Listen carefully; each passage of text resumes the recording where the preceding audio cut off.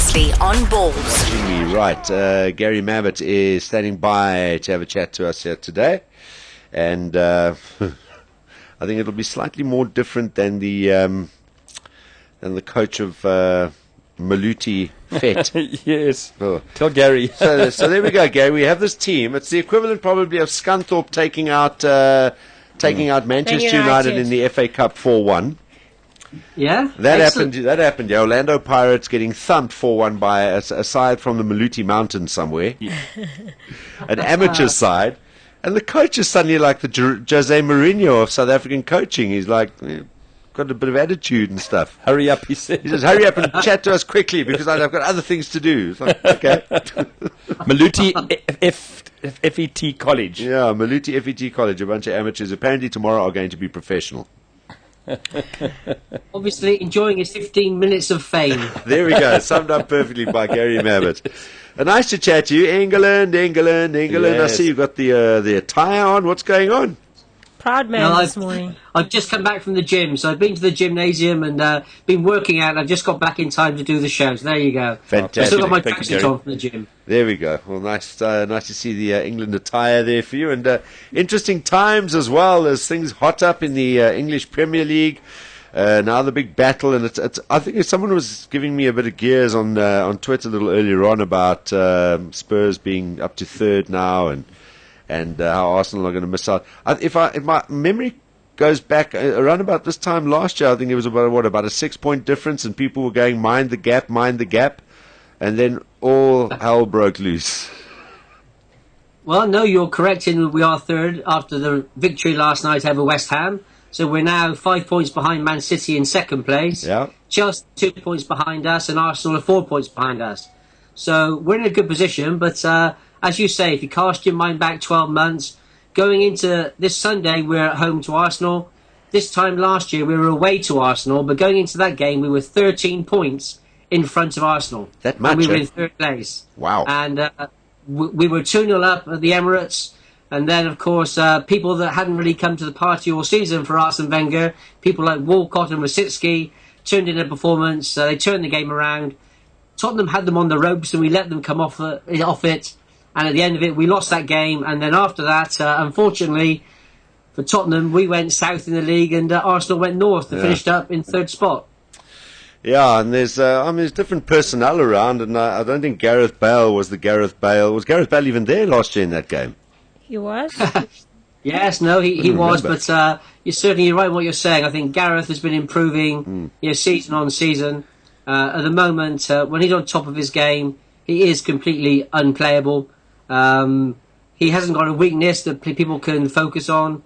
He just wanders around the pitch. He goes different areas. He always asks questions of the opponents. Last night against West Ham, he scored 2 fabulous goals again, the winning goal being an absolute cracker. So yes, at the moment he's in top form, but we need him to be that way. We've got a couple of injuries up front. Obviously Jermaine Defoe's out at the moment, and going into this big game against Arsenal on Sunday, we've got to make sure that we don't do what we did last year. Yeah. Look, I'd be very honest with you. I think we're in trouble this time round because it's a different Arsenal side. There's a different mood around the club. Granted, they've come off a win against Villa, but we know how Villa is struggling, and they managed to scrape through with a late goal to go to win that one 2-1. Their previous results that week, losing to the week before, losing to Blackburn, and obviously getting thumped by Bayern as well. It's just not a happy place to be. And I mean, one thing that is getting to me is that every day I go on Twitter and I see Arsenal set sights on this player. Arsenal, they've set their sights on 400 different players. They've signed one. Yeah, I mean, there's a lot of criticism of Arsene Wenger over here at the moment. But if I'm being honest, it was worse at this time last year. I think this time last year was all about the demise of Arsenal, how Tottenham had now taken the crown of North London. All that was being put in the media. And I remember doing a BBC interview saying you can never write Arsene Wenger off. No matter what you say about him and not buying players, if you look at his record over this last 14 years, it has been absolutely exemplary. I mean, to qualify for the Champions League 14 years on the spin is absolutely phenomenal. We qualified once for the Champions League, and we thought it was Christmas time every single day. So I think the Arsenal fans are getting a bit impatient. You've got to ask yourself the question: who would you replace Arsene Wenger with? Who is there better that could do a job that he's been doing? Well, Pep Guardiola's doing nothing at the moment, so he'd be a good one. No, but I can see him going. No, I know it's not going to happen. But I want to stick up for the Arsenal. And look, I mean, you get different kinds of fans. You get the ones that are just like frothing at the mouth, basically just saying all kinds of things about him, which is not, because yes, he has brought silverware to Arsenal, and he is he's still probably behind Alex Ferguson the best coach in the league. But I want to stand up for the other Arsenal fans who are kind of more in the middle here, who are frustrated, and they're making a point, which I want to point out to them, and it's about how your mindset is as a club. Now, we watch clubs like Real Madrid, Barcelona, Bayern Munich, you've got Man United, obviously, Chelsea now as well. You know, there's a tier of clubs who are achieving success. Yes, maybe they're throwing a lot of money around to achieve this as well. And it's almost like we're saying, okay, well, look, Arsene's great and he's done us well and we've got into Champions League, but it's like we're thinking that's good enough for a club of the history and size of Arsenal. Surely they should be thinking a bit bigger and saying 8 years without a trophy and getting bumped out by teams like Bradford and Blackburn in different competitions. You can't just sit and accept that. Something's got to change. Well, yes, I mean, I think you're making a very good point, but if you look at the squad at the moment, I mean, Jack Wilshere, to me, I think is one of the hottest properties in the game at the moment. I think he's... And Barcelona already starting to... say, oh, we should sign him. Yes, but of course, whenever you get a player of top quality, you're always going to get that. The trouble is, clubs like, again, same with Tottenham. Last season, we lost Luka Modric, Rafa van der Vaart. Arsenal, of course, in the last sort of 18 months, they've lost Nasri, Fabregas, Van Persie. You cannot lose that quality of player, without having an effect. And I think that, maybe Arsene Wenger hasn't done enough to bring players in to try and negate the loss of those players. I think at Tottenham we've brought a few players in, maybe not world class players, but players who are actually having a say in things. Dembele, he came to us, he scored a great goal against Lyon last week, got us through into the Europa League. We're now facing Inter Milan in that. So, yes, maybe Arsene Wenger hasn't been that astute in the transfer market, but he always likes to bring younger players in, bring them through, and show the quality he has as a coach. One thing I might say is that maybe I think Arsene likes to control all of the sort of the coaching that takes place. I think maybe he should give a bit more of a license to some of his the coaching staff, like Steve Bold. All right. Well, as I say, once again, I think we might be in trouble this weekend, and I think if we do lose to Spurs, that is going to get everyone climbing on board, saying, right, goodbye Champions League as well. And how's that going to affect the club in that case? And there's a lot of other people now starting to beg for the return of a David Dean to the Arsenal setup. Of course, he was there before, and look, it's boardroom, so what difference that'll make, because Arsene, out of all the coaches, probably apart from Alex Ferguson, probably has more power at a club at Arsenal than most other coaches have at their clubs. Would I be right in saying that? Yes, exactly right. So you mentioned the two best Premiership managers, Alex Ferguson and Arsene Wenger, and of course they've earned their right to have that place. You mentioned the people likes of David Dean, obviously a huge Arsenal man.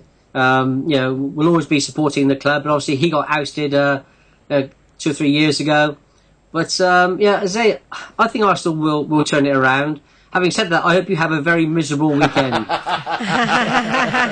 Of course, Gary. Of course you do. Don't worry. And my fear is that I think we might be having a very miserable weekend. But let's just move a little bit above that to the sides that are achieving success, and obviously Man United. There was a tweet today from one of the Man City players. I don't know which one it was. Hart. Joe Hart, the keeper, going, even if it's one game left in the season, hold on, Monday. Even if it's one game left in the season and we're 12 points behind, we will, what does he say? It says here, even if there's one game to go and we're 12 points behind, we'll still believe. We'll still believe. So they're just like not giving up. But Mancini's already started making overtures that looks like it's almost over, and the race is pretty much won by Man U. Yes, but again, playing those mind games, it's always... There have been a number of cases this season whereby teams have slipped up in games you wouldn't expect them to slip up. It only takes perhaps 2 or 3 defeats to put a bit of pressure on United. But if you're being honest, you look at the way United have been playing. They've been grinding out results. They've been consistent. You don't see them throwing away, losing 3 or 4 games between now and the end of the season. So I think it's Manchester United's title. If I was the Premiership, I'd probably give them the trophy already. But as you say, I think the Man City players are having a bit of a problem with their mathematics, trying to work out how many points they need. Listening to that last Twitter. Yeah. But no, I mean, the case now is that there's more pressure now being put on Mancini because now Tottenham have got quite close behind them. Also, there's talk about that second place being up for grabs. Yeah. So all that can add pressure, and tiniest bit of pressure can have funny effects on teams. You've got to remember that tweet did come from a goalkeeper, Gary. They're probably the worst people to watch any football game because they see it from the worst possible angle. Well, you discussed that with Gary Bailey. No, I would never tell Gary that. All right. I mean, that's the league. It's almost done and dusted. And as far as Europe just goes, before we wrap it up, who do you fancy, just looking at the sides that are left then after the first leg performances? Bayern Munich, but I mean German sides, whether it's World Cup or in Champions League, the German sides always look so well organized, so well structured. If no one can break that down, they'll go all the way. Bayern look very, very impressive.